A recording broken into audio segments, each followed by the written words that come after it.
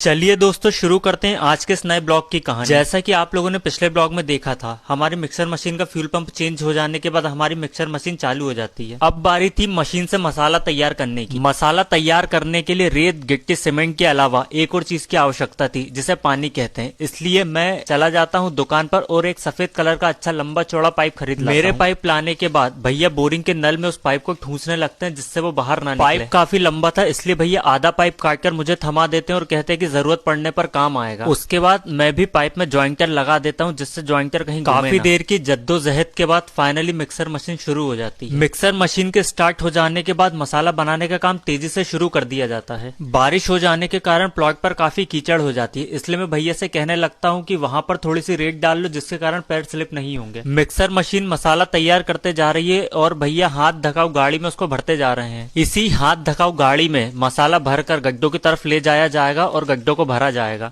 Machine तेजी के साथ मसाला बना रही है। जब तक मशीन मसाला बनाकर तैयार कर रही होती, मैं और भैया आपस में बात करने लगते हैं। प्लॉट पर काफी कीचड़ हो जाने के कारण तीन भैया लोग मिलकर हाथ धकाऊ गाड़ी को खींचकर ले जा रहे हैं और गड्ढों में मसाला भरने का काम कर रहे हैं।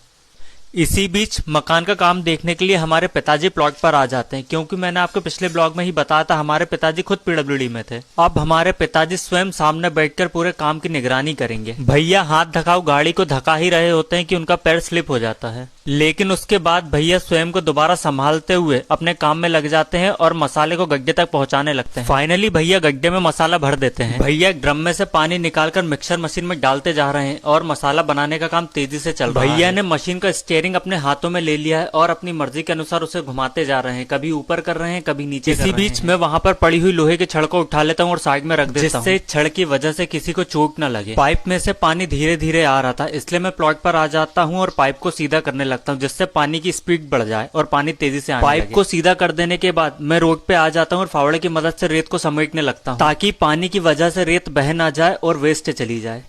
मुझे काम करता हुआ देख मेरा छोटा भाई आ जाता है और मुझसे कहता है कि लाइए भैया मैं कर देता हूँ, लेकिन वो अपने पैर में चोट लगा बैठता है। प्लॉट पर काम तेजी से चल रहा होता है। उसी बीच मुझे पिताजी दिख जाते हैं तो मैं पिताजी के पास जाने लगता हूँ। मैं पिताजी के पास जैसे ही आता हूँ, पिताजी मुझसे पूछने लगते हैं क्या गड्ढों का काम पूरा हो गया है, तो मैं उन्हें बताता हूँ नहीं, अभी पीछे गड्ढे होना बाकी है। दोस्तों आज के ब्लॉग में इतना ही, इसके आगे की कहानी अगले ब्लॉग में। तब तक के लिए बाय बाय।